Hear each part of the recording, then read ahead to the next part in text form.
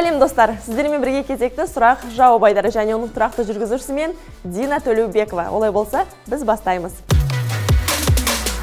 Алғашқы Адихан Қолбайыл есімді аккаунт қолданушысынан келген сауал.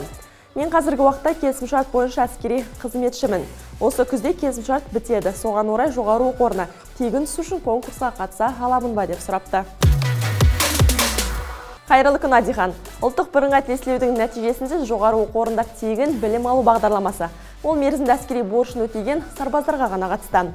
Ал сіз әскери қызмет және әскери қызметшілердің мәртебесі туралы заңның 39 бабына сәйкес 25 жасқа дейін келісімшарт бойынша әскери қызмет өткеріп жүріп те әскери оқу орындарына түсуге құқығыңыз бар. Келесі Жарас есімді аккаунт қолданушысынан келген сауал. Жасым 45-те 2-ші сыныпты сержантпын. 20 жылдан астам уақыт қызмет атқардым. Енді зейнетке кете аламын ба, әлде 47 жасқа дейін қызмет атқаруым керек пе деп сұрапты. Сәлеметсіз бе? Қарулы күштердің әскери қызметшілері еңбек және қызметті өтіліне қарамастан әскери қатарынан тек 3 жағдай бойынша босатыла алады. Бірінші, ұйымдастырушылық штаттық іс-шаралардың нәтижесі бойынша.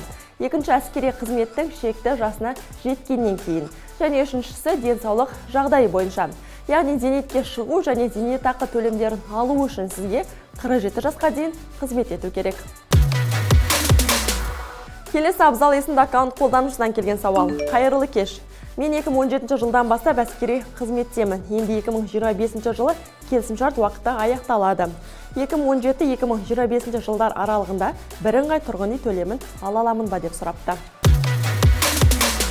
Тұрғын үй қатынастары туралы заңның 101-2 бабы 5 тармағына сәйкес әскери қызметшілер әскери қызметте болудың шекті жасына толуы, денсаулық жағдайы бойынша, немесе штаттардың қысқартылуына байланысты әскери қызмет өткеру туралы келісімшарт мерзімінің аяқталуы бойынша әскери қызметтен шығарылған кезде мемлекеттік тұрғын үй қорынан берілген тұрғын жаймен қамтамасыз етілмеген кезеңдері үшін арнаулы мемлекеттік органдарға, қарулы күштерге, басқа да әскерлер мен әскери құралымдарға қызметке кірген күннен бастап 2018 жылғы 1 қаңтарға дейінгі тұрғын үй төлемдерін ала алады. Бүгінге осы қызықтырған сауалдарыңызды Қорғаныс министрлігінің әлеуметтік желілеріне жолдай аласыздар. Сұрақ сізден, жауап бізден. Келесі аптада кездескенше аман сау болыңыздар.